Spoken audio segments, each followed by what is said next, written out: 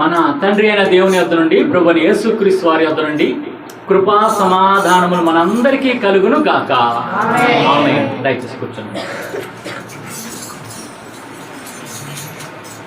మొట్టమొదటిగా గడిచిన క్రిస్మస్ దినం నుంచి మరి యొక్క క్రిస్మస్ పర్వదినాన్ని, శుభదినాన్ని మనకు అనుగ్రహించిన దేవాతి దేవునికి, తండ్రి కుమార పరిశుద్ధాత్మ త్రియేక దేవుని నామానికి మహిమ కలుగును గాక. చేరి వచ్చిన మీ అందరికి కూడా క్రిస్మస్ శుభాకాంక్షలు. Thank you. దేవునికి స్తోత్రము. దేవుని యొక్క వాక్య భాగంలో నుంచి ఒక వాక్య భాగం చదువుకొని ధ్యానంలోకి ప్రవేశిద్దాం. పరిశుద్ధులైన యోహను రాసిన సువార్త 1వ అధ్యాయము 1వ వచనం దయచేసి ఎవరైనా ఒకరు చదివి వినిపించగలరు? ఆదియందు వాక్యముండెను, వాక్యము దేవుని యొద్ద ఉండెను, వాక్యము దేవుడై ఉండెను. అలాగే 14వ వచనం చదువుకున్నాం. ఆ వాక్యము శరీరధారి అయి కృపా సత్య సంపూర్ణుడిగా మన మధ్య నివసించెను. తండ్రి వలన కలిగిన అద్వితీయ కుమారుని మహిమ వలె మనము ఆయన మహిమను కనుగొంటిమి. చిన్న ప్రార్థన చేసుకొని ధ్యానంలోకి ప్రవేశిద్దాం. పరిశుద్ధుడా, ప్రేమ కలిగిన తండ్రి, జీవం కలిగిన దేవా, జీవాధిపతి, మాకు ఇచ్చిన యొక్క క్రిస్మస్ శుభదినమును బట్టి ప్రభువానికి వేలాది వందనములు, స్తోత్రం చెల్లించుకుంటున్నాం తండ్రి. మానవాళి కోసం దిగు నుంచి భూమికి దిగి వచ్చిన గొప్ప దేవ, శరీరాన్ని ధరించుకున్న గొప్ప దేవానికి వందనములు, స్తోత్రములయ్యా. అలాగే నా ప్రభా, ఈ దినమును ప్రభా నిన్ను స్తుతించడానికి, నిన్ను ఘనపరచడానికి, నిన్ను ఆరాధించడానికి, నీ యొక్క జన్మదినాన్ని మేము జ్ఞాపకం చేసుకొని సంతోషించడానికి మాకు ఇచ్చిన యొక్క గొప్ప ధన్యతను బట్టి వందనములు, స్తోత్రములు ప్రభా. నడిపించిన నీ బిడ్డలందరినీ బట్టి వందనములు, స్తోత్రములయ్యా. అలాగూ మార్గ మధ్యలో ఉన్న వారిని కూడా త్వరపెట్టి నీ సన్నిధానికి నడిపించమని వేడుకొంచున్నాం తండ్రి. అలాగున ప్రభా, నీ యొక్క సన్నిధిలో మేము అయా నీ దాసునిగా నిలబెట్టుకున్నావు తండ్రి. నీ దాసుని నోట నీ మాట ఉంచి ప్రభా అయా నీ బిడ్డలందరికీ ప్రభా వినగలిగే చెవి, గ్రహించగలిగే ఆత్మ, లోబడే మనసు దయచేయమని వేడుకొంచున్నాం తండ్రి. అయా నీ యొక్క పిలుపుని బట్టి, నీవు ఇచ్చిన యోగ్యతను బట్టి నీ సన్నిధిలో నిలబడి ఉన్నాను ప్రభా. నా నోట నీ మాట ఉంచి ప్రభా నీ బిడ్డలతో నువ్వు స్పష్టంగా మాట్లాడమని వేడుకొంచున్నాం తండ్రి. ఈ యొక్క యంత్ర శబ్దం ద్వారా కానీ, అయా యూట్యూబ్ ద్వారా కానీ ఎవరెవరైతే వింటున్నారో వారందరితో కూడా నువ్వు స్పష్టంగా మాట్లాడమని, అయా ఈ క్రిస్మస్ దీవెనలతో, ఆశీర్వాదాలతో ప్రతి ఒక్కరిని నింపమని నజరేయుడైన యేసు నామములో ప్రార్థించి వినయంగా వేడుకొంచున్నాము తండ్రి. ఆమేన్. మరొకసారి అందరికీ క్రిస్మస్ శుభాకాంక్షలు. Thank you. దేవుని యొక్క వాక్య భాగం మనం ధ్యానం చేసుకోబోయే ముందు, ఈరోజు సర్వలోకంలో అందరు కూడా పండుగ జరుపుకుంటున్నారు. ఏం పండుగ? క్రిస్మస్. క్రిస్మస్ అంటే ఏంటి దీక్షిత్? క్రిస్మస్ అంటే Christmas, Christ plus mass. Christ plus mass. Christ అంటే క్రీస్తు, మాస్ అంటే ఆరాధన. క్రిస్మస్, క్రీస్తుని ఆరాధించటమే క్రిస్మస్. క్రీస్తుని ఆరాధించటమే. మనందరూ ఒకసారి చేతులు ఎత్తి హ్యాపీ హ్యాపీ క్రిస్మస్ చెప్పుకుందాం. Happy happy Christmas, happy happy Christmas. Christmas అంటే క్రీస్తుని ఆరాధించడం.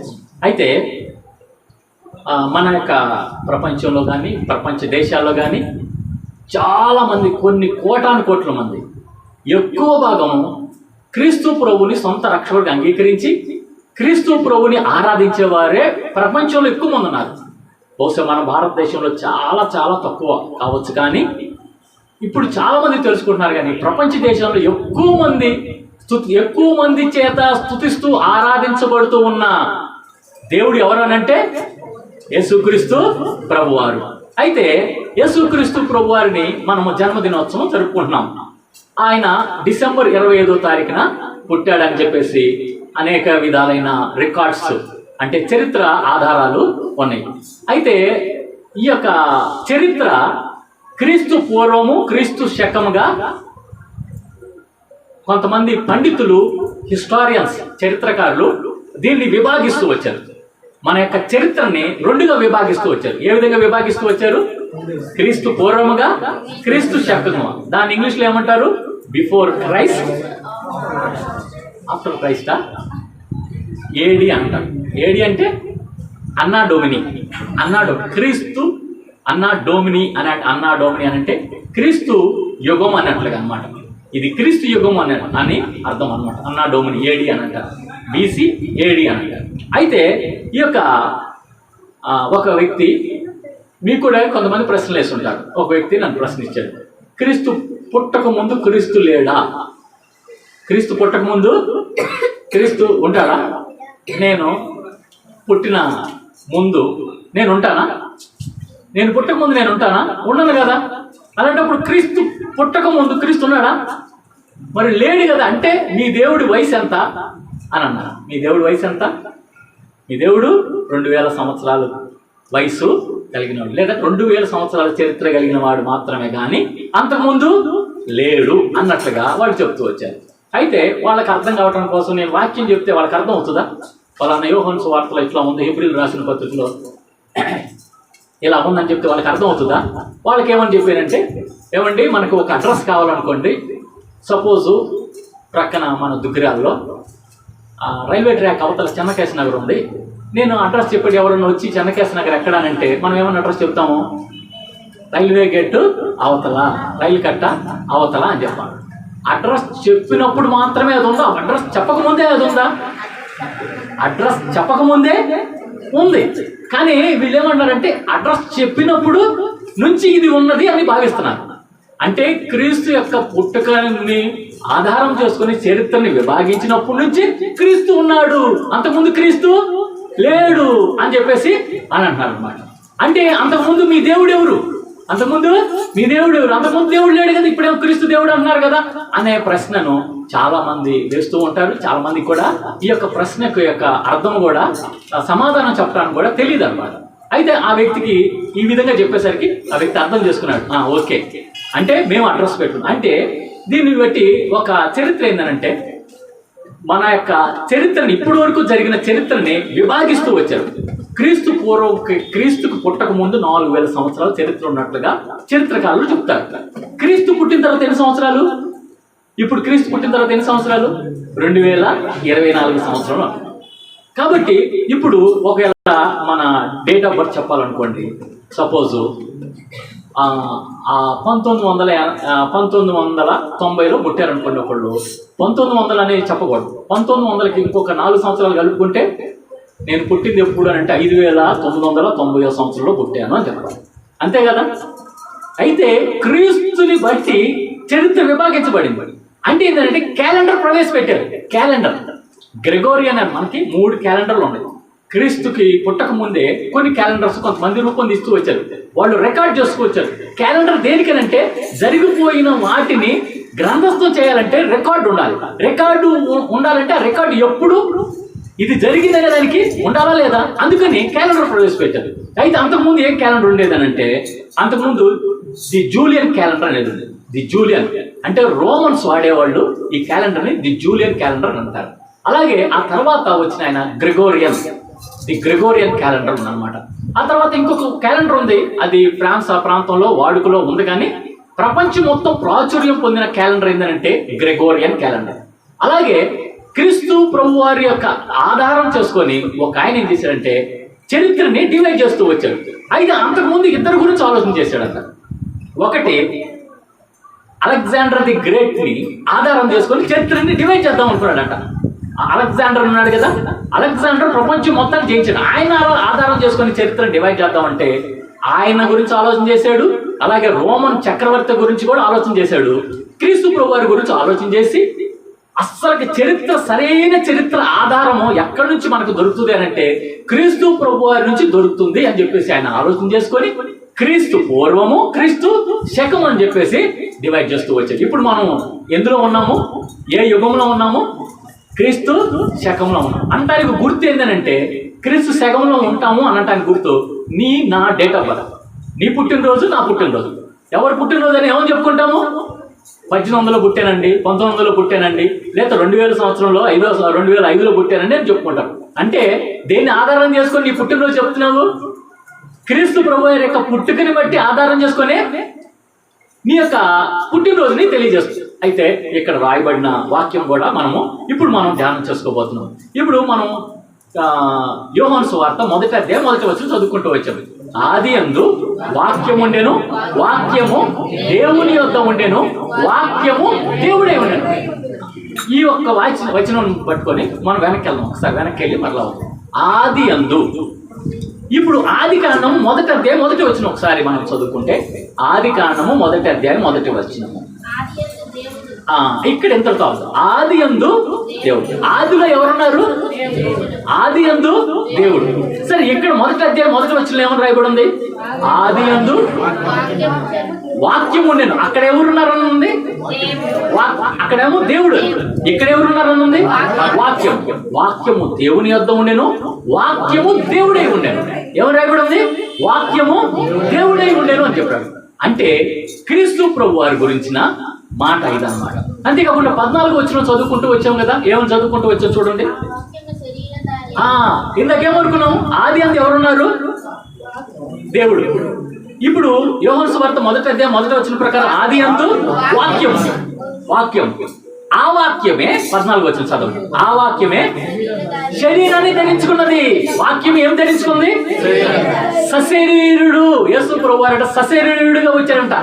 అంటే హీ కేమ్ విత్ ఫ్లెష్. శరీరాన్ని ధరించుకుని యేసుక్రీస్తు ప్రభువారు వచ్చారు. అయితే అంతకుముందు ఉన్నారా లేదా? చూడండి, వాక్య భాగంలో ఒక వచనం మనం జ్ఞాపకం చేసుకుందామండి. పరిశుద్ధులైన యోహాను రాసిన సువార్త 16వ అధ్యాయం 28వ వచనము. నేను తండ్రి యొద్ద నుండి బయలుదేరి లోకమునకు వచ్చి ఉన్నాను, మరియు లోకమును విడిచి తండ్రి యొద్దకు వెళ్ళుచున్నానని వారితో చెప్పాను. ఈ వచనం జాగ్రత్తగా మీరు గమనించండి. మనందరం గమనిస్తే ఇక్కడ ఏమన్నా, నేను తండ్రి యొద్ద నుండి బయలుదేరి లోకమునకు వచ్చి ఉన్నాను. ఆది అందు ఎవరున్నారు? దేవుడు ఉన్నారు. దేవుడు అంటే ఏమని అనుకున్నాం? వాక్యం ప్రకారం దేవుడు అంటే వాక్యం. ఆది అందు వాక్యము ఉండెను, వాక్యము దేవుని యొద్ద ఉండెను. వాక్యం దేవుని యొద్ద ఉండే అంటే తండ్రితో కుమారుడు ఉన్నాడు అని అర్థం. తండ్రితో కుమారుడు ఉన్నాడు. నేను తండ్రి యొద్ద నుంచి వచ్చాను అని అన్నాడు. తండ్రి యొద్ద నుండి వచ్చాను అని చెప్పాను. అంటే క్రీస్తు పూర్వకుంది క్రీస్తు ఉన్నాడా లేదా? ఆమె చెప్దాం ఒకసారి అందరూ. ఆమె క్రీస్తు పూర్వక ముందు క్రీస్తు ఉన్నాడు. నేను తండ్రి యొద్ద ఉన్నాను, నేను వచ్చి ఉన్నాను, మరలా నేను వెళ్ళిపోతాను, వెళ్ళి మరలా వస్తాను అనే యొక్క అర్థం అన్నమాట. ఇంకంతేకాకుండా మనం కొంచెం ముందుకు వెళ్తే యోహాను సువార్త 1వ అధ్యాయంలో 1వ వచనం నుంచి కొంచెం ముందుకు వెళ్దామన్నా. తర్వాత వచనం ఏమో రాయబడిందండి? 2వ వచనం, ఆయన ఆది యందు దేవుని యొద్ద ఉండెను, సమస్తమును ఆయన మూలముగా కలిగెను. ఆయన అనే చోట మనం క్రీస్తుని పెట్టుకున్నాం. ఆయన అనే చోట ఎవరి పేరు పెడదాము? క్రీస్తు అని అంటే మనకు చక్కగా అర్థం. క్రీస్తు ఆది యందు దేవుని యొద్ద ఉండెను, సమస్తమును క్రీస్తు మూలముగా కలిగెను. కలిగి ఉన్నది ఏది క్రీస్తు లేకుండా కలగలేదు. ఇంకా అలాగే కొంచెం ముందుకెళ్తే, క్రీస్తులో జీవం ఉండెను, ఆ జీవము మనుషులకు వెలుగు ఉండేది. క్రీస్తులో జీవం ఉంది, ఆయనలో జీవం ఉండేది, క్రీస్తులో జీవం. ఈ జీవం మనుషులు మొత్తానికి వెలుగై ఉన్నది. అందుకని యేసుక్రీస్తు ప్రభువు వారు ఏమన్నంటే, నేను లోకమునకు వెలుగై ఉన్నాను. ఈ మాటలు చెప్తుంది ఎవరు? ఈ మాటలు ఎవరు చెప్తుందంటే యోహాను, పరిశుద్ధులైన యోహాను. యోహాను ఎవరు? యేసుక్రీస్తు ప్రభువారి యొక్క శిష్యుడు. తను పూర్తిగా చివరి వరకు వెంబడించిన వాళ్ళు 12 మంది శిష్యులు. ఈ 12 మంది శిష్యులు ఒక శిష్యుని దేవుడు గాఢంగా ప్రేమించాడు, విస్తారంగా ప్రేమించాడు. యేసు ప్రభువారి యొక్క శిష్యుల్లో ఒక శిష్యుని. ఆ శిష్యుడి పేరు ఏం పేరు? యోహాను. యోహానులు 3-4 ఉన్నారు బైబిల్లో. అయితే బాగా ప్రాచుర్యం పొందిన యోహాను ఎవరనంటే, మొదటిగా బాప్తిస్మం ఇచ్చి యోహాను. ఈ యోహాన్ని హేరోదు తల కొట్టించేసి చంపేశాడు. తన పుట్టినరోజున తల కొట్టించేసి తననే చంపేస్తూ వచ్చాడు. అయితే ఇంకొక యోహాను ఎవరంటే యేసుక్రీస్తు ప్రభువారి యొక్క శిష్యుడైన యోహాను. ఈ యోహాను యేసుక్రీస్తు ప్రభువారిని చివరి వరకు అంటి పెట్టుకొని ఉంటూనే ఉన్నాడు అన్నమాట. అయితే ఈ యోహాను సువార్త రాశాడు, 3 పత్రికలు రాశారు యోహాను, పరిశుద్ధులైన యోహాను గారు. అలాగే ప్రకటన గ్రంథం కూడా రాసింది ఎవరు? యోహాను గారు. ఈ యోహాను గారు తను యొక్క రీసెర్చ్లో కానీ తనకున్న అనుభవం కానీ ఒక మాట చెప్తాడు. చూడండి, 1 యోహాను పత్రిక 1వ అధ్యాయము 1, 2 వచనాలు చదివితే, 1 యోహాను పత్రిక, పత్రిక వేరు స్వార్థ వేరండి. పత్రిక 1 యోహాను పత్రిక చదవండి. మొదటి జీవవాక్యమును గూర్చినది క్రొత్త నిబంధనలో 221 పేజీ. జీవవాక్యమును గూర్చినది ఆది నుండి ఏది ఉండెనో మేమేది వింటిమో కనులారా ఏది చూచితిమో ఏది నిదానించి కనుగొంటిమో మా చేతులు దేనిని తాకి చూచినో అది మీకు తెలియజేస్తాం. ఏమన్నాడండి? ఆది నుంచి ఏది ఉందో. ఇక్కడ యేసుప్రభు వారి శిష్యుడు ఏమన్నాడంటే ఆది నుంచి ఏమి ఉన్నదో, ఆదిలో ఏముందని మనం ఇందాక చదువుకుంటూ వచ్చాం వాక్యంలో. ఆదిలో దేవుడు ఉన్నారు. ఆది నుంచి ఏది ఉన్నదో తర్వాత చూడండి అక్కడ ఏది ఉన్నదో. ఇప్పుడు ఇక్కడ ఒక సాక్ష్యం చెప్తున్నాడు. యోహోను అనే భక్తుడు సాక్ష్యం చెప్తున్నాడు, శిష్యుడు సాక్ష్యం చెప్తున్నాడు. ఆది నుండి ఏది ఉండెనో మేము ఏది వింటిమో కన్నులారా ఏది చూచితిమో ఏది నిదానించి కనుగొంటిమో మా చేతులు దేనిని తాకి చూచెనో అది మీకు తెలియజేయుచున్నాము. మేము ఏది విన్నామో ఏది కన్నామో ఏది చూచామో దేంతో మేము మా చేతులతో మేము తాకామో దాని గురించి చెప్తున్నాము. అదే జీవము, అదే వెలుగు, ఆయనే దేవుడు, ఆయనే యేసుక్రీస్తు ప్రభువారు అని ఇక్కడ యోహోను సాక్ష్యం ఇస్తున్నాడు. ఇంకంతేకాకుండా యేసుక్రీస్తు ప్రభువారి శిష్యులు 12 మంది అనుకున్నాం కదా. ఈ 12 మందిలో శిష్యుల్లో ఒక శిష్యుడు భారతదేశం వచ్చాడు. ఎవరు ఆ శిష్యుడు? థామస్ని సెయింట్ థామ్ అంటారు, శాంతోమ్ అని అంటారు. ఇది తమిళనాడులో శాంతోమ్ కొండ ఉంది, శాంతోమ్ స్ట్రీట్ ఉంది. సెయింట్ థామస్ని షార్ట్ కట్లో శాంతోమ్ అంటారు అనమాట. ఈ థోమాని ఒక పేరు ఉంది. థోమాకి ఏముందంటే డౌటింగ్ థామస్ అని అంటారు. ఏమంటారు? డౌటింగ్ థామస్ అంటే ఎప్పుడు కూడా సందేహపడుతూ ఉంటాడు అనమాట. సందేహపడుతూ ఉన్నప్పుడు ఆయనకి డౌటింగ్ థామస్ అని పేరు. అయినప్పటికీ కూడా ఈ థోమానే ఒక సాక్ష్యం చెప్తున్నాడు.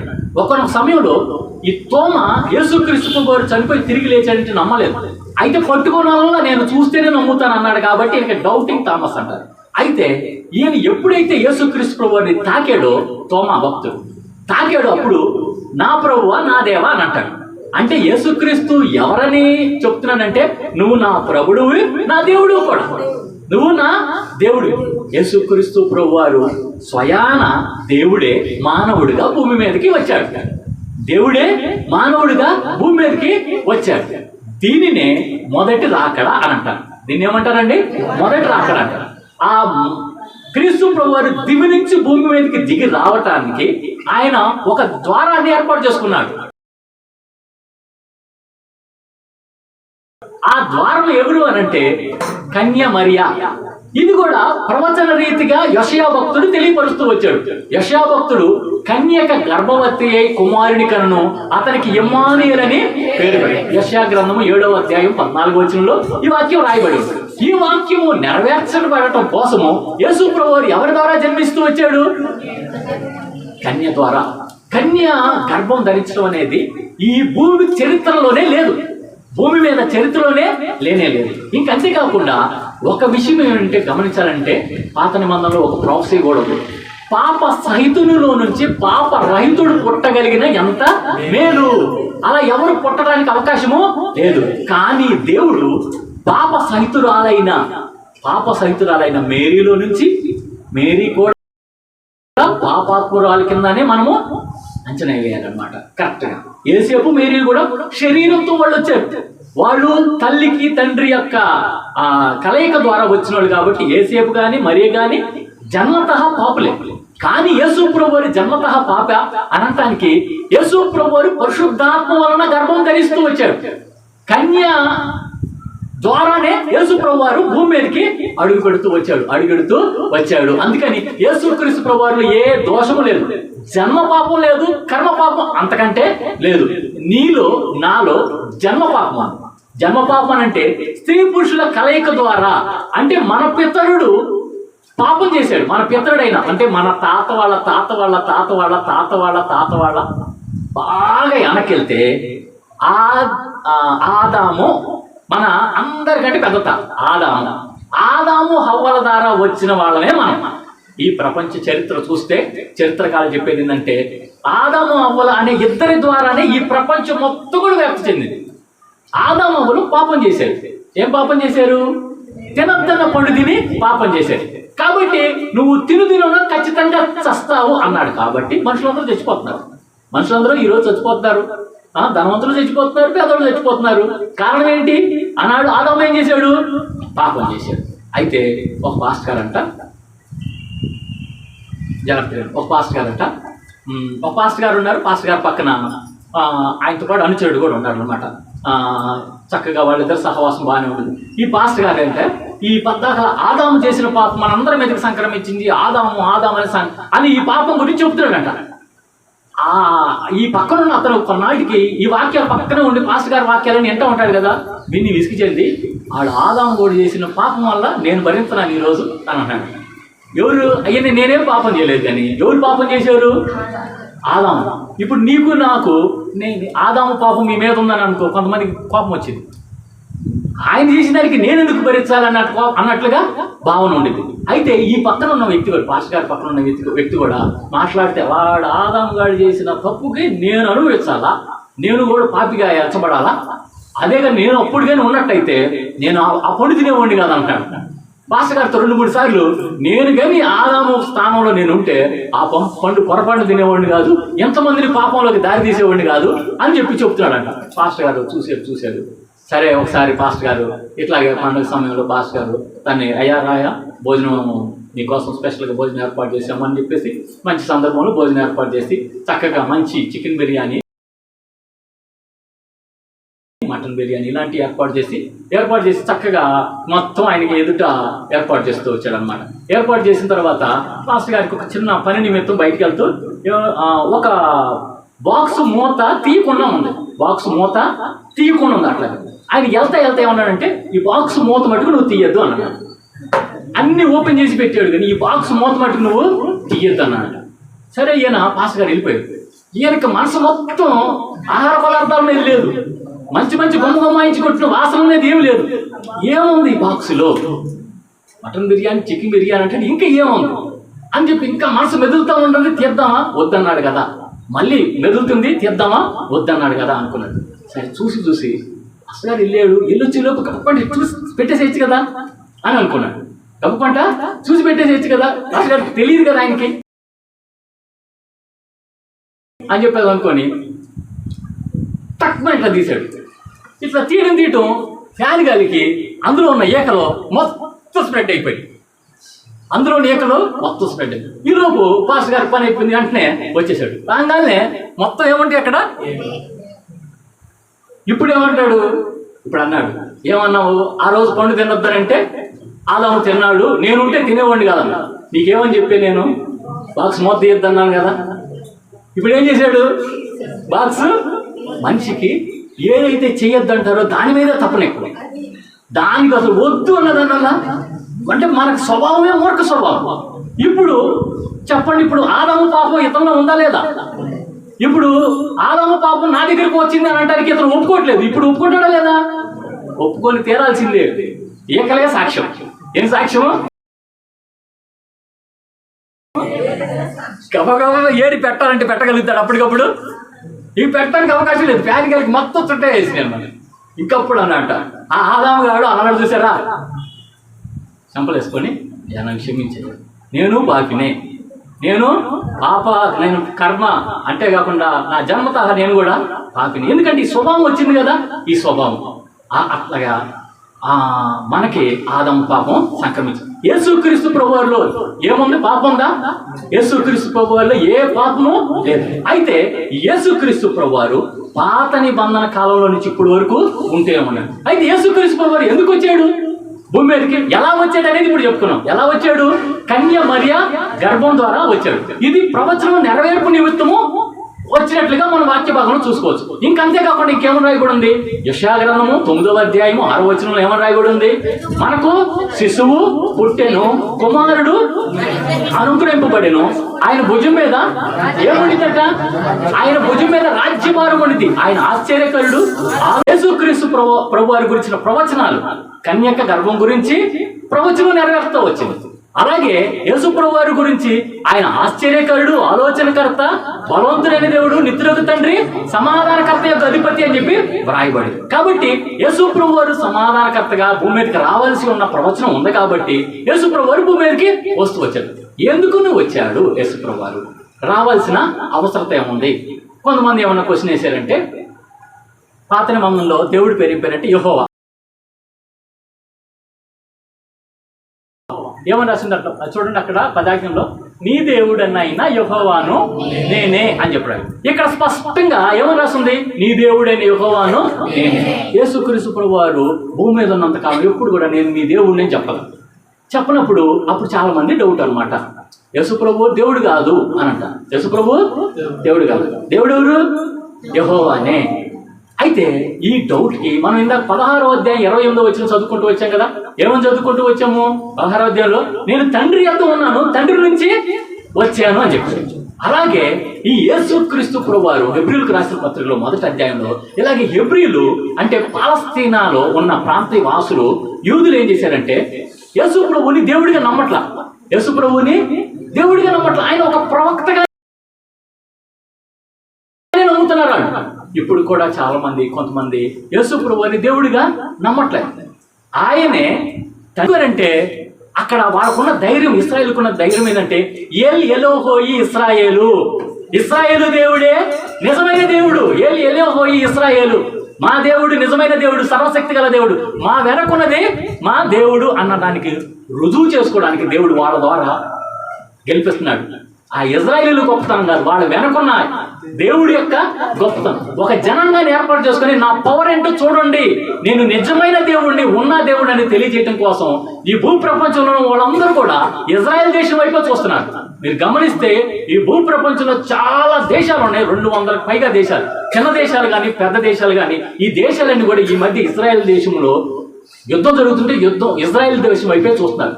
దీని ద్వారా ప్రవచనాలు కొన్ని నెరవేర్చబడినవలసినవి ఉన్నాయి కాబట్టి ఇజ్రాయెల్ దేశం వైపు ఫోకస్ చేస్తున్నారు. సరే, ఏదేమైనప్పటికీ ఈ దేవుడు యేసుక్రీస్తు ప్రభువారు యూదయ బెత్లెహేములోనే జన్మించాడు, ఇజ్రాయెల్ దేశంలోనే జన్మించాడు. ఆయన జన్మ ఏ విధంగా ఉందని మనం ఇప్పుడు చెప్పుకుంటూ వచ్చాం. జన్మించడానికి కారణం ఏంటి యేసయ్య అనంటే ఆయన ఈ భూ ప్రపంచంలో అందరూ కూడా అంధకారంలో ఉన్నారు. ఎందులో ఉన్నారు? అంధకారంలో ఉన్నారు, చీకటిలో ఉన్నారు, పాపంలో ఉన్నారు. అందుకని యేసు ప్రభువారు రావాల్సి వచ్చింది. పాపులను రక్షించుటకు క్రీస్తు యేసు ఈ లోకమునకు వచ్చినను మాట నమ్మదగినది, పూర్ణాంగీకారమునకు యోగ్యమైనది ఉన్నది అని చెప్పేసి తిమోతి రాసిన పత్రిక 1వ అధ్యాయం 15వ వచనం రాయబడింది అనమాట. ఏమనంటే యేసుక్రీస్తు ప్రభువు భూమి మీదకి ఎందుకు వచ్చాడండి? ఎందుకు వచ్చాడు? పాపులను రక్షించడానికి. ఇందాకేమనుకున్నాము? మనందరం కూడా ఒక అతను ఒప్పుకోలేదు కదా, పాపులము, మనం జన్మతః పాపులము, కర్మతః కూడా పాపులము. ఇక్కడున్న వాళ్ళలో నేను ఏనాడు కూడా ఏ తప్పు చేయలేదండి, నా ఆలోచనలో కూడా నేను తప్పు చేయలేదండి అని చెప్పగలిగిన వాళ్ళు ఎవరన్నా ధైర్యంగా మీరు చేయి చూపించగలుగుతారా? ఎందుకని? మన స్వభావం ఏ స్వభావం? బాక్స్ తీసే స్వభావం, మూత తీసే స్వభావం, పండు తినొద్దన్న పండు తినే స్వభావం, మూత తీయద్దంటే తీసే స్వభావం, అంటే పాపం చేసే స్వభావం మనం. అయితే యేసుక్రీస్తు ప్రభువారు మనల్ని పరిశుద్ధపరచడానికి, మనల్ని అంధకారం నుంచి ఆశ్చర్యకరమైన వెలుగులోకి నడిపించాలంటే ఆయన భూమి మీద అవతరించవలసి వచ్చినది. ఎందుకని? అట్లాగే రావటం ఎందుకని? అలా రాకుండా మామూలుగా అందరికీ పర్సనల్గా వ్యక్తిగా కనిపించి, అయ్యా నేనే దేవుణ్ణి, నువ్వు నన్ను నమ్ముకో, నీకు స్వర్గం ఇచ్చేస్తాను, నేను పరలోకం ఇచ్చేస్తానంటే నమ్ముతారా? కొంతమంది నమ్ముతారు, కొంతమంది నమ్మరు. ఎందుకని అంటే వాళ్ళకి ఏమైనా దెబ్బ తగిలింది అనుకో, వాళ్ళకి పెయిన్ వచ్చిందనుకో అబ్బా అని అంటారు. అబ్బా అని అంటే ఏమైందయ్యా, నొప్పి వచ్చిందా? ఏం పర్లేదని అనుకో, నీకేం తెలుసు, నాకు తెలిసి నా బాధ నీకేం తెలుసు అని దేవుడు కూడా అంటారు. అవునా కదా? సమస్య వచ్చింది అనుకో, కడుపులో నొప్పి వస్తుంది అనుకోండి, కడుపులో నొప్పి బాధ నాకు తెలుసు, నీకేం తెలుసు అని అంటారు. అంతేకాకుండా అనుభవపూర్వకంగా దేవుడు అనుభవించలేదు కదా, శరీరంతో రాలేదు కదా, లేడు కదా, అందుకని అంటారని యేసు ప్రభువారు సశరీరుడిగా వచ్చాను, వాక్యము దేవుని యొక్క ఉండెను, వాక్యము దేవుడై ఉండెను, ఆ వాక్యమే శరీరాన్ని ధరించి కృపా సత్య సంపూర్ణిగా మన మధ్య నివసించను. యేసుక్రీస్తు ప్రభువారు 33.5 సంవత్సరాలు ఈ భూమి మీద యెరూషలేము, యూదయ, సమరయ, గలిలయ ప్రాంతంలో తిరిగి సంచరించినట్లుగా చరిత్ర ఖచ్చితమైన ఆధారాలు ఉన్నవి. అంటే యేసు ప్రభువారు ఏ విధంగా వచ్చాడు? సశరీరుడిగా వచ్చారు. వచ్చి ఏం చేస్తూ వచ్చారు యేసు ప్రభువారు? అనేకులకి వాక్యోపదేశం చేస్తూ వచ్చాడు. ఏమని వాక్యోపదేశం? ఒక చోట ఒక సమరయ స్త్రీ అనే ఆమె పాపాత్మురాలైన స్త్రీ, ఆమెలో ఉన్న పాపాన్ని యేసు ప్రభువారు బయటికి చెప్పారు. ఆమె అనుకుంది ఎవరికి తెలియదు నేను చేస్తున్న పాపం అని అనుకుంది. కానీ ఆ పాపాన్ని యేసు ప్రభువారు ఏం చేశారు? వెల్లడి చేస్తూ వచ్చారు. యేసు ప్రభు వారికి హృదయాలోచనలు ఎరిగిన దేవుడు మన దేవుడు. ఏ దేవుడు? మన దేవుడు. హృదయమును దాని అంతరంగంలో పరిశోధించే దేవుడు మన దేవుడు.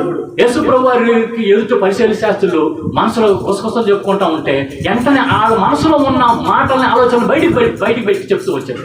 బయటికి పెట్టి చెప్తూ వచ్చి ఆయన మీద నేరారోపణ చేద్దామని వీడు ప్రయత్నం చేస్తే, నాలో పాపం ఉన్నది మీలో ఎవరైనా స్థాపించగలుగుతారా అని సవాలు చేసిన గొప్ప వ్యక్తి యేసయ్య. Happy birthday చెప్దామా?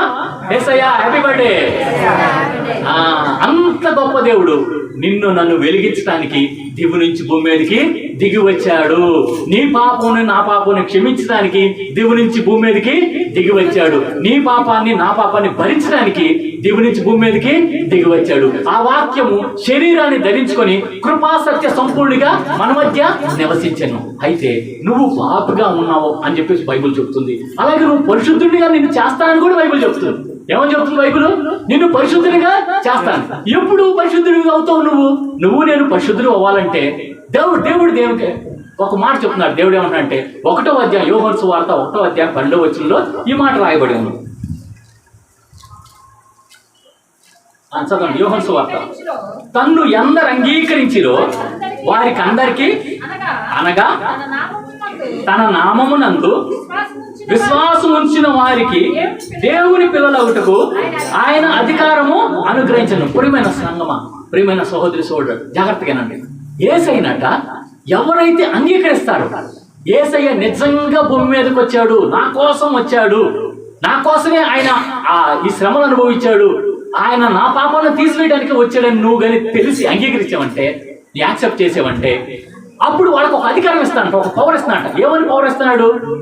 ఆయన బిడ్డలుగా, ఆయన కుమారులుగా కుమార్తెలుగా చేసుకునే శక్తిని, పవర్ని ఇస్తున్నాడు. ఒక విషయం మిమ్మల్ని ఒక ప్రశ్న వేస్తాను. అంబానీ గారు, అయ్యా నేను చెప్పిన మాట వింటే నేను నిన్ను నా కుమారుడిగా చేసుకుంటాను అని అన్నారు అనుకోండి. అంబానీ గారు అంటే ఎవరు? శ్రీమంతుడు, కోటీశ్వరుడు అని కూడా చెప్పకూడదు, శ్రీమంతుడు. ఈ మన భారతదేశం మొత్తంలో దాదాపు 140 కోట్ల మంది ఉన్నారు. 140 కోట్ల మందిని సంవత్సరాల పాటు పోషించగలుగుతాడంట. అన్నపానీయాలు, ఆహారాలు ఇచ్చి సంవత్సరాల పాటు పోషించగలిగే ధనము ఉంది. అది కోటీశ్వరుడు, శ్రీమంతుడు అండి. ఆ శ్రీమంతుడు మిమ్మల్ని నేను చెప్పిన మాట తింటే నేను మా బిడ్డలుగా చేసుకుంటానంటే ఇక్కడున్న వాళ్ళు అందరూ క్యూ కట్టేస్తాం. అవునా కదా? ఎందుకు సౌండ్ పార్టీగా ఆయన డబ్బులనే కాబట్టి ఆయన మన క్యూలో కూర్చొని, అయ్యా నువ్వు చెప్పిన మాట మేమంటాం, ఎట్లా టెస్ట్ పాస్ అవుదాని ప్రయత్నం చేస్తాం. పాస్ అయితే వాళ్ళందరికీ నా కుమారులుగా నేను నీకేమిస్తాను, నేను వారసత్వ సర్టిఫికేట్ ఇస్తాను అంటున్నాడు. వారసత్వ సర్టిఫికేట్ అంటే ఏంటి? అది ఆయన ఆస్తి మొత్తానికి we are the inheritance of his property. మనం ఆయన ఆస్తికి వారసులు అయిపోతాం. అప్పుడు మోజెస్ అంబానీ ఏమనుకుంటారు? మీ పేరు పక్కన ఆ పేరు వచ్చేసింది. ఏమొచ్చింది? అట్లాగా ఆ స్వాస్థ్యం కోసము ప్రాకులాడతారు. అయితే యేసు ప్రభు వారు ఇప్పుడు ఏమంటారంటే, నన్ను అంగీకరిస్తే, మీరు నన్ను కానీ అంగీకరిస్తే ఏమన్నారు? జాగ్రత్త ఇటు చూడండి. నన్ను కానీ అంగీకరిస్తే అంటే యేసయ్యను అంగీకరిస్తే ఏమని అంగీకరించాలి? ఆయన దేవుడుగా మన పాపాన్ని రక్షించడానికి, క్షమించడానికి మన దగ్గరకు వచ్చాడని ఆయన అంగీకరిస్తే మనందరినీ కూడా కుమారులుగా కుమార్తెలుగా చేసుకుంటారు. వీళ్ళు రక్త మాంసం ద్వారా పుట్టినవాడు కాదట, మనుషుల కలయిక ద్వారా, తల్లిదండ్రుల కలయిక ద్వారా పుట్టినవాడు కాదట, ఆత్మ ద్వారా జన్మించబడిన వాళ్ళట. ఆత్మ ద్వారా అంటే యేసయ్యని ఎవరైతే అంగీకరిస్తారో వాళ్ళందరూ కూడా ఆత్మ ద్వారా జన్మించిన వాళ్ళు. ఈ ఆత్మ ద్వారా జన్మించిన వారికి మొట్టమొదటిగా ఇచ్చే దేవుడిచ్చే ఆస్తి ఏంటో తెలుసా? మొట్టమొదటిగా దేవుడిచ్చే ఆస్తి పరలోకం ఇచ్చేస్తాడు. మొదటగా ఏమిస్తాడు? పరలోకం ఇచ్చేస్తాడు. నా కుమారుడిగా నా కుమార్తెగా చేసుకున్నా అంటే యేసయ్య ఉండేది ఎక్కడ? పరలోకం. అంటే కుమారులు కుమార్తెలు ఎక్కడ ఉంటారు? అది ప్రాపర్టీ ఇంకా అక్కడ రాసేసేసారు. దాని తర్వాత ఈ భూమి మీద మనం కొంతకాలం ఉండాల్సిందే. మన భూమి మీద కొంతకాలం ఉండాలి. ఈ భూమి మీద యాత్రా జీవితం అంటారు మనం. ఈ కొంతకాలం గడిచే సమయంలో నీకు సమస్య వచ్చినా, శోధన వచ్చినా, ఎలాంటి బాధ వచ్చినా ఏమన్నానంటే యేసయ్య అని అంటే చాలు. యేసు అని అంటే అర్థం ఏంటి? పేరు అర్థం ఏంటి? రక్షకుడు. ఆ రక్షకుడిని నువ్వు పిలిస్తే చాలు, ఆయన పలుకుతాడు. సైతాను కూడా పిలిస్తే పలుకుతాడు తెలుసా? సైతాను కూడా పిలిస్తే పలుకుతాడు. జాగ్రత్త. కొంతమంది మాట్లాడితే ఈ సైతాన్ మొహంవాడు, సైతానిది అని అంటాడు. తిడతారా లేదా? రానివ్వకండి, ఆ మాట రానివ్వకండి. వాడు వెంటనే వాడు నిద్రపోయేవాడు కూడా, ఒకేళ నిద్రపోయేవాడు కూడా వాడు పలికి ఎవరో నన్ను పిలిచినట్టున్నారు అంటాడు. సైతాన్ వస్తే సైతాన్ పెడితే ఎవరున్నో ఎట్లుంటారు. అందుకని మన నోట్లో నుంచి ఆ మాట రాకూడదు. ఏ మాట రావాలి? తుమ్మిన దగ్గిన దెదురు దెబ్బ తగిన యేసయ్యా అని రావాలి. ఇంకా వేరేది వచ్చిందంటే దాని ద్వారా ఆ పేరు ద్వారా ఏమాత్రం క్షేమం నీకు కలిగినారు. ఈ నామములో తప్పితే ఏ నామంలో రక్షణ లేదు. ఆ నామము యేసయ్య నామము. కాబట్టి ఈ యేసుక్రీస్తు ప్రభువారు ఎందుకు వచ్చాడంటే రక్షించడానికి వచ్చాడు నిన్ను. రక్షణ అంటే ఏంటంటే ఆ పరలోకానికి తీసుకెళ్తమే రక్షణ. నీ పాపాల నుంచి పరిశుద్ధంగా ఉంచటమే రక్షణ అన్నమాట. ప్రియమైన సంగమా, అందరు గుర్తుపెట్టుకోండి, ఈ రోజుల్లో అందరూ కూడా చాలా మంది శాంతి, సంతోషము, సమాధానం లేకుండా ఉన్నారు. మీరు గమనిస్తే డబ్బులు ఉంటున్నాయి, కార్లు ఉంటున్నాయి, బంగళాలు ఉంటున్నాయి, ఫ్లైట్స్ ఉంటున్నాయి, అన్నీ ఉంటున్నాయి. కానీ వాళ్ళ హృదయంలో పవర్ కూడా ఉంటుంది. కొంతమంది పిఎంలు అవుతున్నారు, కొంతమంది సీఎంలు అవుతున్నారు. మనకు చూస్తానికి మటుకు వాళ్ళ స్క్రీన్ మీద అబ్బా సీఎం అయితే ఎంత బాగుండు, పిఎం అంటే ఎంత బాగుండు, కనీసం ఎమ్మెల్యే అయితే ఎంత బాగుండు, అబ్బా ఎమ్మెల్యే అంతమంటే ఎంతమంది ఎస్కార్ట్ ఉంటా ఉంటారు అని కొంతమంది అనుకుంటా ఉంటారు. కొంతమంది ఏమనుకుంటారు, పోలీస్ అయితే బాగున్నాడు, చక్కగా టక్కు పెట్టుకొని క్యాప్ పెట్టుకొని ఉంటా ఉంటారు. వాళ్ళ బాధ అనుభవించిన వాడికే తెలిసింది. లేచిన దగ్గర నుంచి ఎన్షర్ట్ వేసుకొని రాత్రి అనక పగలట్టి మనమైతే చక్కగా ఫ్రీగా కాసేపు టీ షర్ట్ వేసుకొని తిరగచ్చు. కాసేపు టీ షర్ట్ కూడా ఇప్పేసి బనీన్ మీద తిరగచ్చు. వాళ్ళు తిరగలుగుతారా? వాళ్ళు బండి మీద సరదాగా టీ షర్ట్ వేసుకొని మనం మామూలు క్యాప్ పెట్టుకొని అవసరమైతే క్యాప్ తీసి తిరగలుగుతాం. వాళ్ళు తిరగలుగుతారా? ఎప్పుడు కూడా షర్ట్ వేసుకోవాలి, షూ వేసుకోవాలి. వాళ్ళ బాధ అది. ఆర్మీ వాళ్ళు చూసుకున్న మంది అబ్బా ఆర్మీ అయితే బాగుండు, గన్ను పెట్టుకొని భలే ఉంటారు అని చెప్పారు. ఆ గన్ను మొయ్యలేక వాడు బాధ వాడు పడతా ఉంటాడు. లేచిన దగ్గర నుంచి ఆ షూవే దాదాపు 4-5 కేజీలు 6-7 కేజీలు ఉండేది. ఆ గన్ను ఒక 7-8 కేజీలు ఉండేది. వెనకొక మళ్ళీ వెనక బ్యాక్ ప్యాక్ ఉండేది. ఆ బ్యాక్ ప్యాక్ ఏం ప్యాక్? ఆర్మీ ప్యాక్ అని. ఆ ఆర్మీ ప్యాక్ ఒక 20 కేజీలు ఎంత ఉండేది. మోసేవాడికి తెలుసు బాధ. అయితే వాళ్ళని చూసి మనం ఇన్స్పైర్ అవుతా ఉంటాం, అబ్బా ఇది అవ్వాలి అని చెప్పేసి. అయితే మనము కూడా పాప భారంతో ఉన్నాము. అందుకనే సంతోషం లేదు, సమాధానం లేదు, ఏమాత్రం కూడా శాంతి లేదన్నమాట. అయితే యేసయ్య ఏమన్నాడంటే నా శాంతిని ఇవ్వటానికే నేను మీ దగ్గరికి వచ్చి ఉన్నాను, నా శాంతిని ఇస్తాను. ఈ శాంతి కావాలనంటే యేసయ్య ఇచ్చే శాంతి సమాధానం కావాలంటే ఎంత డబ్బులు పే చేయాలి? చెప్పండి. ఎంత పే చేయాలి? 1000 నోట 16లా, 1,00,000 నోట 16లా, 101 రూపాయ, 51 రూపాయ, 11 రూపాయలు, ఎంత పే చేయాలి? యేసయ్య నీకు శాంతి కావాలి, సమాధానం కావాలంటే యేసయ్యకి ఎంత పే చేయాలి? సరే బయట ఎక్కడన్నా దొరికిద్దా? షాప్లో డీమార్ట్లో ఏమైనా దొరికిద్దా? లేకపోతే విశాల్ మార్ట్లో ఏమైనా దొరికిద్దా?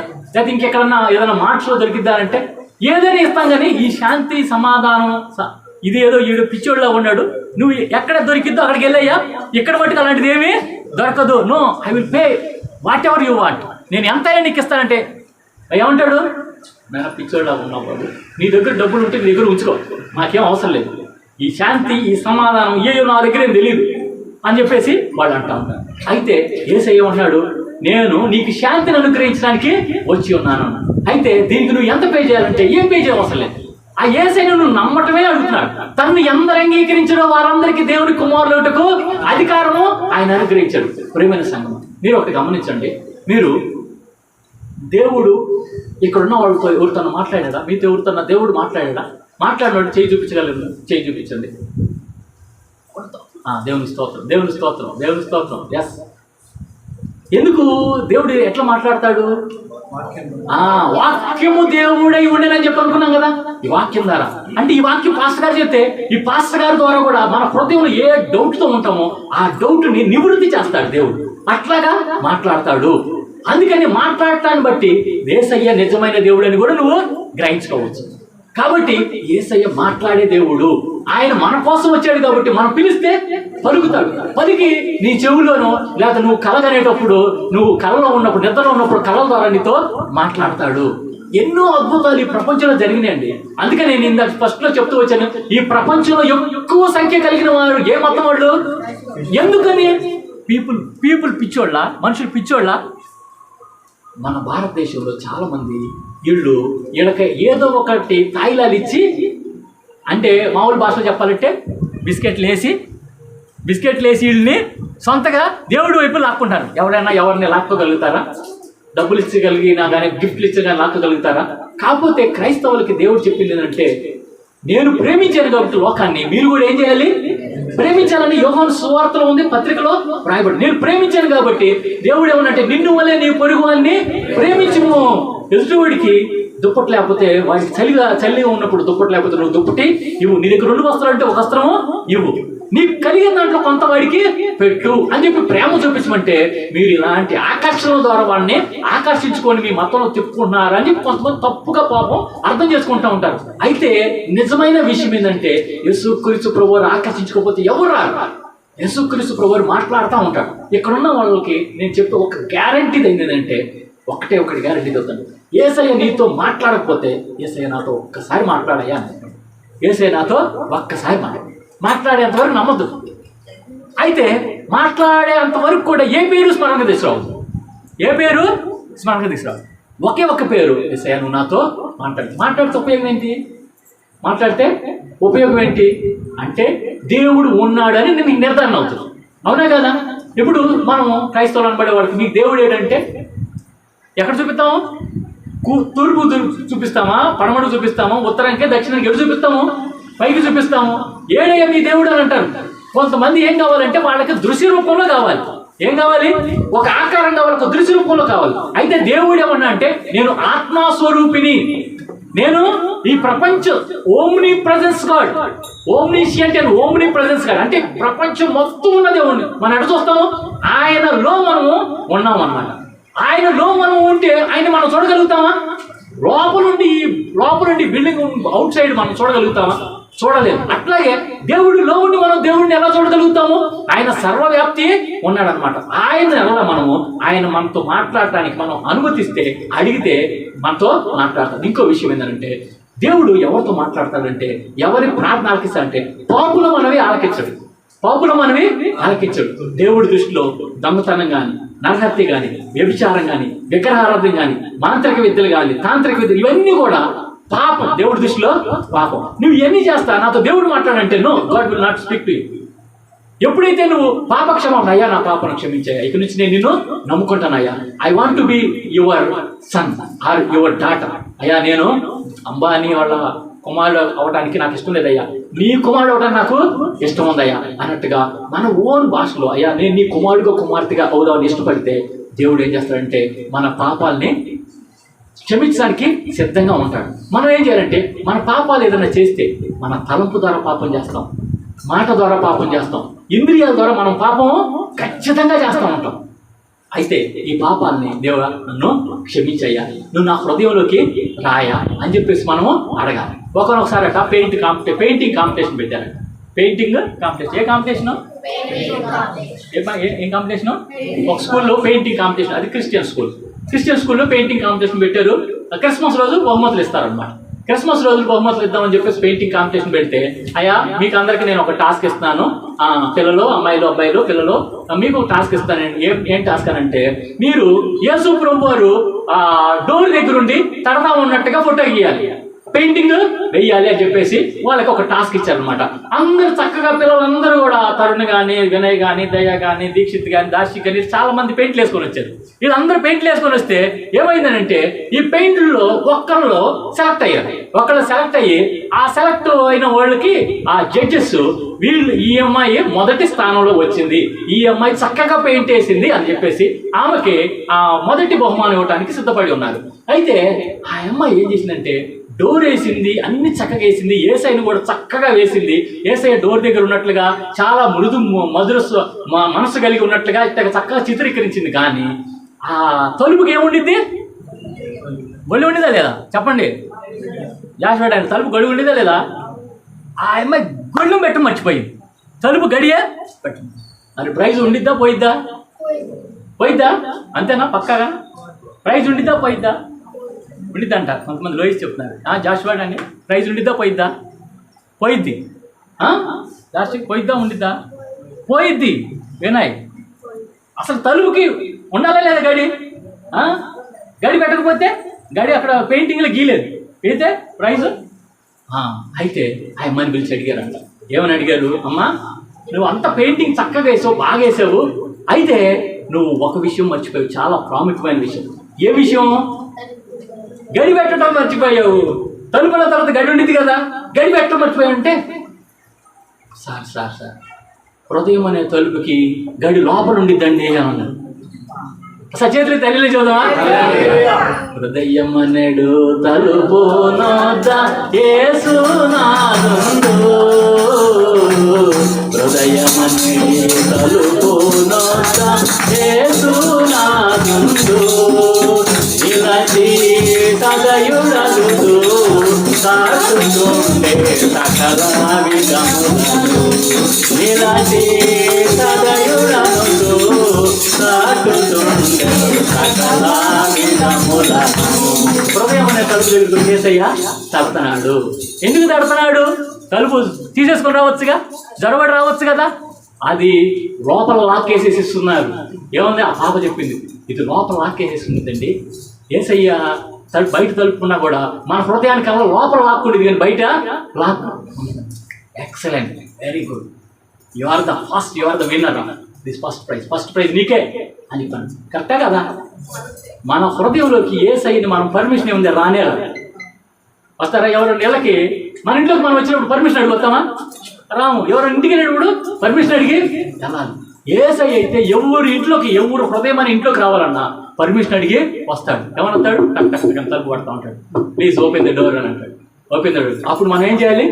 యేసయ్య యు ఆర్ మోస్ట్ వెల్కమ్, నా కోసమే పుట్టావయ్యా, నువ్వు నా కోసమే జన్మించావయ్యా, రా యేసయ్య నా హృదయంలోకి అని అంటే యేసయ్య నీకు శాంతిని, సమాధానాన్ని, సంతోషాన్ని అన్నీ కూడా ఫ్రీ ఫ్రీ ఫ్రీ. సంతోషంగా ఉన్నవాళ్ళు, ఆనందంగా ఉన్నవాళ్ళు, నువ్వు ఎన్ని కోట్ల నువ్వు వాళ్ళ ఆనందాన్ని నువ్వు ఆపలేవు.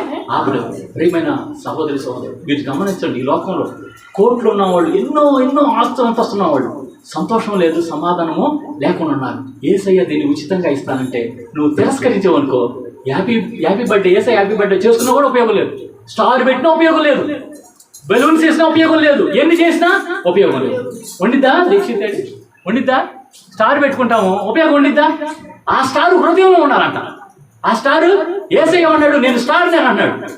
యేసయ్య అన్నాడు, నేనే వెలుగుని. ఆ వెలుగు నీ హృదయంలో ఉంటే శాంతి, సంతోషం, సమాధానం ఉంది. అంతేకాకుండా యేసయ్యని మనం అడిగితే, రిక్వెస్ట్ చేస్తే ఏదైనా ఇచ్చేస్తాడు. నా యందు మీరును, మీ యందు నా మాటలు నిలిచినలో మీకు ఏది ఇష్టమో అడగండి, అది మీకు అనుగ్రహిస్తాను. ఒకసారి నేను ఒక ట్రిమ్మర్ని ఓపెన్ చేసేసి అది ఇంకా నాకు ఇన్స్టాల్ చేయడం నా వల్ల కావట్లా. అందులో స్ప్రింగ్ ఏది ఎక్కడ పెట్టాలో నా వల్ల కాల.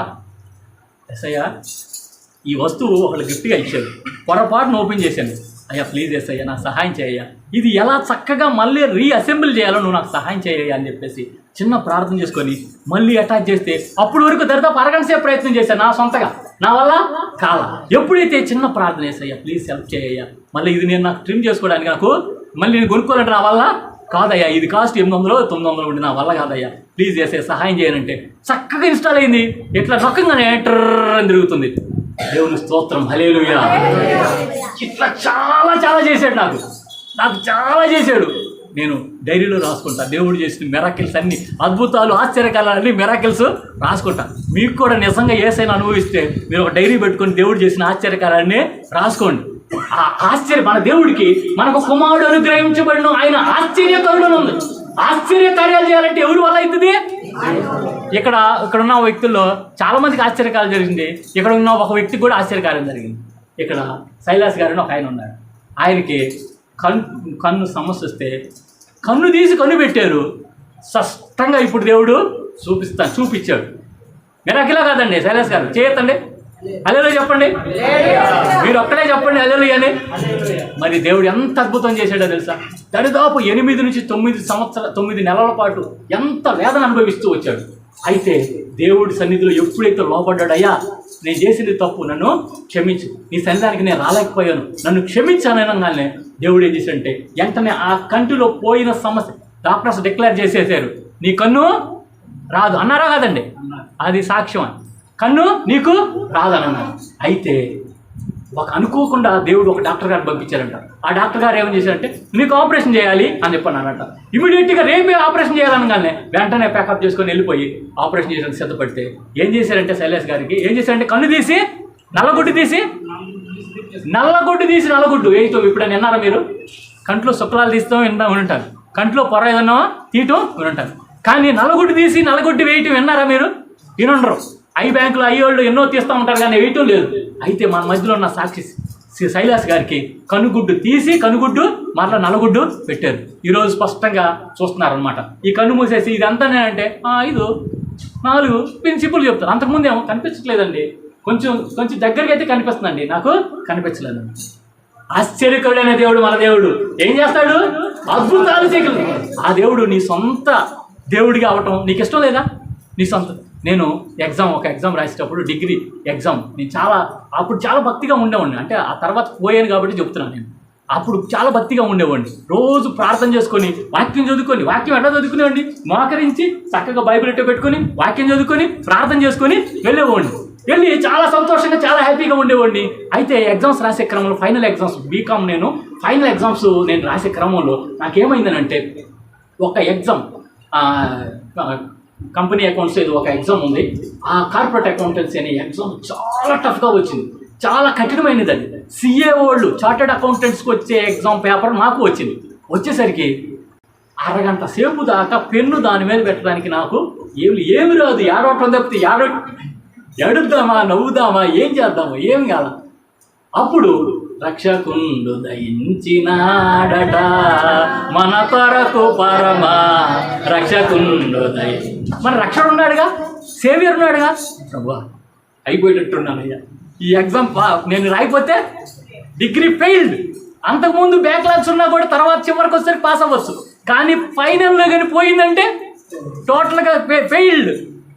ప్లీజ్ అయ్యా సహాయం చేయ్యా, అయ్యా నా వల్ల అయితే ఏది కావట్లేదు అయ్యా, నా వల్ల కాదు సహాయం చేయాలంటే ఏదో ఒకటిలే అని చెప్పేసి నీకేదొస్తే రాయి అన్నట్టుగా దేవుడు చిన్న ఆలోచన వచ్చాడు.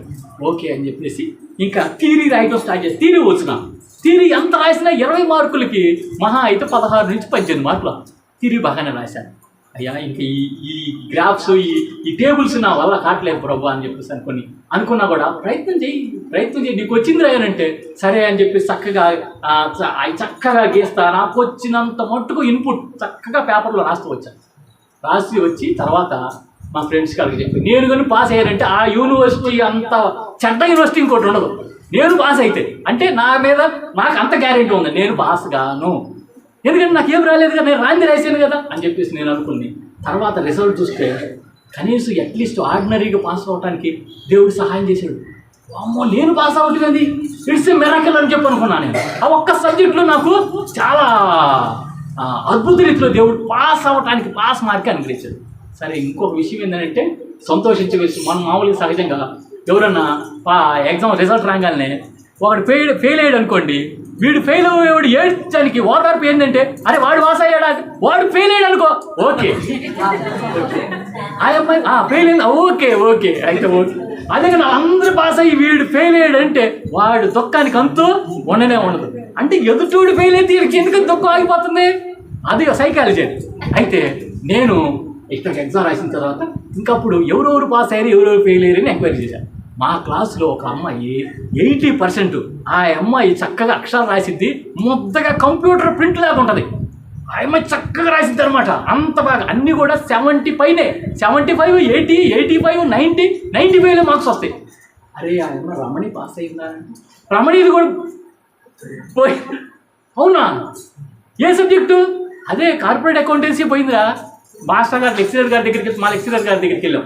ఆ లెక్చరర్ గారు ఆయన ఎవరంటే నన్నపనే రాజ్ కుమార్ గారు కాక మరి మా లెక్చరర్ గారు. ఆ లెక్చరర్ గారి దగ్గరికి వెళ్తే అయ్యా ఈ పేపర్ నేను కానీ రాస్తే ఆయన చెప్తున్నాడు 18 ఏళ్ళు 19 ఏళ్ళు ఎక్స్పీరియన్స్ ఉన్న ఆ లెక్చరర్ ఈ పేపర్గా నేను రాస్తే నాకు 50 మార్కులే వస్తాయి, 100 మార్కులకి 50 మార్కులు వస్తాయి. ఎవరికి? లెక్చరర్కి. మరి మా కెపాసిటీ ఎంత?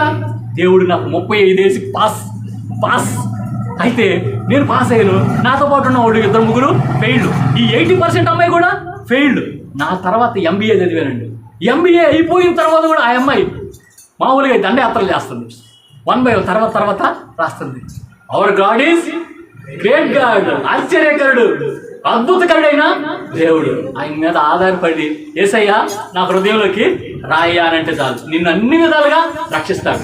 శాంతిని, సంతోషాన్ని, సమాధానాన్ని ఇస్తాడు. అందుకని జాయ్ఫుల్ క్రిస్మస్గా నువ్వు నిజంగా జాయ్ఫుల్గా ఉండాలి అనుకుంటే ఈ వయసు నుంచే, చిన్న వయసు కావచ్చు, పెద్ద వయసు కావచ్చు, ఈ సమయం నుంచే ఈ రక్షకుడు భూమి మీదకి ఎట్లా వచ్చాడు నీ హృదయంలో రావడానికి ఇష్టపడుతూ ఉన్నాడు. ప్రభు యేసయ్య నా హృదయంలోకి రాయ్యా. ఎప్పుడన్నా మనశ్శాంతి లేదనుకోండి, యేసయ్య నా మనశ్శాంతి లేదయ్యా, ప్లీజ్ యేసయ్య నాకు శాంతి దయచేయండి అయ్యా, సమాధానం దయచేయండి అయ్యా, సంతోషం లేదయ్యా నాకు దయచేయండి అని నువ్వు నిజంగా కానీ అడిగితే యేసు నామములో దేవుడు నీకు ఇవ్వడానికి ఇష్టపడుతున్నాడు. ఎంత ఆయన ఆలోచనకర్త, ఆశ్చర్యకరుడు, ఆలోచనకర్త, ఆ ఆశ్చర్యకరుడైన దేవుడు. మరి నీకు నాకు వద్దా? కావద్దా? నీకు వద్దా? నీకు కలిగి ఉంటే నువ్వు ఈ రక్షకుడిని నీ హృదయంలోకి ఆహ్వానించు. దేవుడు నీతో మాట్లాడతాడు, నీకు సంతోషాన్ని, సమాధానాన్ని సమృద్ధిగా ఇస్తాడు. ఈ రోజు మట్టికే ఇస్తాడా? వాక్యం ఎంతసేపు ఇస్తాడా? రేపు వరకు ఇస్తాడా? ఈ సంవత్సరం మట్టికే ఇస్తాడా? వచ్చే సంవత్సరం కూడా అట్లా నో డౌట్ సదాకాలం ఆయన మనతో ఎవర్ లాస్టింగ్ గాడు మన దేవుడు. నిత్యుడకు తండ్రిగా ఉంటాడు, మనకి ఎప్పుడు ఉంటాడు. దేవుడు ఏమన్నంటే ఆది నేనే, అంతం నేనే, అల్ఫా నేనే, ఒమేగా నేనే. నన్ను చిన్నపిల్లలు అడుగుతూ ఉన్నారు, మా పిల్లలు అడుగుతున్నారు, యేసయ్య మాట్లాడితే యేసయ్య మనకు సహాయం చేయటం. మరి యేసయ్యకి ఎవరు సహాయం చేస్తారు? యేసయ్యని ఎవరు సృష్టించారు అని అంటున్నారు. ఏం ప్రశ్న? ఈ ప్రశ్నకి సమాధానం దొరికింది. యేసయ్యని ఎవరు సృష్టించారు అని అంటే, యేసయ్యను సృష్టించే పని అయితే యేసయ్య దేవుడు ఎందుకు అవుతాడు? యేసయ్య స్వయంభవుడు. ఎవరైనా స్వయంభవుడు అండి. ఆయన అంతటికి ఆయనే ఉన్నవాడు, ఆయన స్వతహాగా ఉన్నవాడు. ఆయన ఎవరు కలుగజేయరు.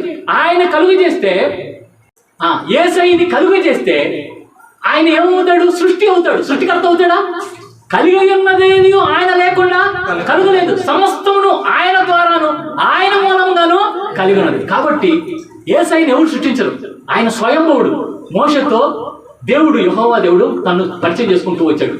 నేను ఐయామ్ ద ఐయామ్, నేను ఉన్నవాడను అని అంటాడు. ఉన్నవాడను, అనువాడను అనకూడదు, అని చెప్పుకునేవాడు. ఉన్నవాడను అని చెప్పుకునేవాడు.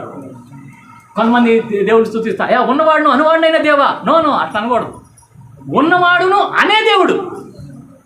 ఆయన పేరు చెప్పుకోవడం కాదు, ఉన్నవాడు. యెహోవా అంటే దాన్ని మీరు ఆ పేరుకి అర్థమే ఉన్నవాడు, స్వయంభవుడు అని అర్థం వచ్చిందట.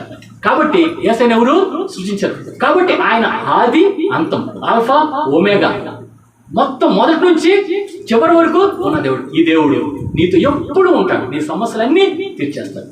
కాబట్టి ఇంక నువ్వు ఏదైనా సమస్య వస్తే ఎవరి మీద మోపచ్చు? నీ భారము యెహోవా మీద మోపు, ఆయన నిన్ను నో చింత, నో వర్రీ. చింతలేదిక యేసు పుట్టెను, చింతయగు బెత్లెహేమందునా, చింతజేరను రండి సార్వజనాంగమా, సంతసముందుమా, చింతజేరను రండి సార్వజనాంగమా, సంతసముందుమా. చింతలున్న వాళ్ళు ఆయన చెంత చేరాలంట. చింతలు ఉన్నవారు ఎవరు చెంత చేరాలి? ఒక కుటుంబం అనుకంట భయంకరమైన సమస్య వచ్చింది. They are going to commit suicide. వాళ్ళ కుటుంబం సూసైడ్ చేసుకుందాం అనుకున్నారు. అయితే అందరు కలిసి కాదు, భార్యకు తెలియకుండా భర్త అనుకుంటున్నాడంట నేను చచ్చిపోదామని, సూసైడ్ చేసుకుందాం అనుకున్నాడు. భార్య అనుకుంటుందంట భర్త లేనప్పుడు నేను సూసైడ్ చేసుకుందాం ఆమె అనుకుంటుందంట. పిల్లల్ని ఏమో ఏదో ఒకటి పెట్టేసి వాళ్ళని చంపుదామని వాళ్ళే అనుకుంటాను. అందరు కలిసి సూసైడ్ చేసుకుందామని భార్య ఏం చేసిందంటే పిల్లలు ఏమో కలిసి సూసైడ్ చేసుకుందాం అనుకున్నాడు. భర్త కూడా అదే విధంగా అనుకున్నాడు. ఇంకా ఒకళ్ళకొకళ్ళు ఏడుపు చేసుకుంటా చివరికి బయటపడి నేను చచ్చిపోదాం అనుకుంటున్నాను, నేను కూడా చచ్చిపోదాం అనుకుంటున్నాను. సరే కానీ అందరం కలిసి కమిట్ సూసైడ్ చేసుకున్నాం, చచ్చిపోదాం. అయితే వీళ్ళు వరుసగా మంచి భక్తిపరులు, మంచి హైందవ భక్తిపరులు, అన్ని దేవుళ్ళని వరుసగా పిలుచుకుంటా ఉన్నారు. అన్ని దేవుళ్ళని, అందరు దేవుళ్ళని పిలుచుకుంటున్నారు. అయితే చివరిలో యేసయ్య అంటే అసలు గెట్టదు. యేసయ్య అంటే గెట్టదు, క్రైస్తవులు అంటే గెట్టదు. అయితే ఏది ఏమైనా కూడా సరే, మనం ఎలాగో చచ్చిపోతే ఒక ఛాన్స్ యేసయ్యకి ఇస్తే ఏం పోయింది? యేసయ్యకి ఇస్తే ఏం పోయింది అని చెప్పేసి చివరిలో యేసయ్య నిన్ను చాలామంది దేవుడు అంటారు, మేము కూడా నువ్వు దేవుడు అయితే మేము ఇట్లాగా మానసికమైన వ్యధతో మేము చచ్చిపోదాం అనుకుంటున్నాము, నువ్వు ఆపగలిగితే ఆపు అని చెప్పేసి చిన్న ప్రార్థన చేసుకోవటం జరిగిందండి. అనుకోని రీతిలో ఎవడో బంధువులు వచ్చి టక్ తలుపు కొట్టడం, వీళ్ళ మైండ్ డైవర్ట్ అవ్వటం, తర్వాత దేవుడి గురించి సాక్ష్యం చెప్పేదాకా వచ్చారు. ఏమని చెప్పారు? అనేక మంది స్వార్థ చెప్తూ దేవుడి గురించి సాక్ష్యం చెప్తున్నారు. ఒకసారి చేతులు తల్లి చూద్దాం. Happy Christmas, happy Christmas. That is Jesus Christ. అది యేసయ్య. కాబట్టి చింతలు ఉన్న వాళ్ళందరూ కూడా యేసయ్య చెంతజాలి. ఇలాంటి సాక్ష్యాలు ఎన్నో ఉన్నాయి, సాక్ష్యాలు ఎన్నో అద్భుతాలు. నువ్వు చింతించాల్సిన అవసరం లేనే లేదు. నీకు దెబ్బ తగిలినా, నీకు నష్టం వచ్చినా కూడా బైబిల్ గ్రంథం ఒక మాట ఉంది, దేవుణ్ణి ప్రేమించే వారికి, ఆయన సంకల్పం చొప్పున పిలువబడిన వారికి సమస్తమును సమకూడి జరుగుతున్నవి. నష్టం జరిగినా, కష్టం వచ్చినా, ఏది వచ్చినా కూడా థ్యాంక్స్ దేవా యేసయ్య, నువ్వు నన్ను ఆదుకుంటావా, నువ్వు నన్ను వదిలిపెట్టవా. యేసయ్య ఉంటాడు తెలుసా, నేను నిన్ను ఎన్నడూ నువ్వు విడువను ఎడబాయను అని చెప్పుకున్నాను. యేసయ్య చూడు, నా అరచేతిలో నేను చెప్పుకున్నాను.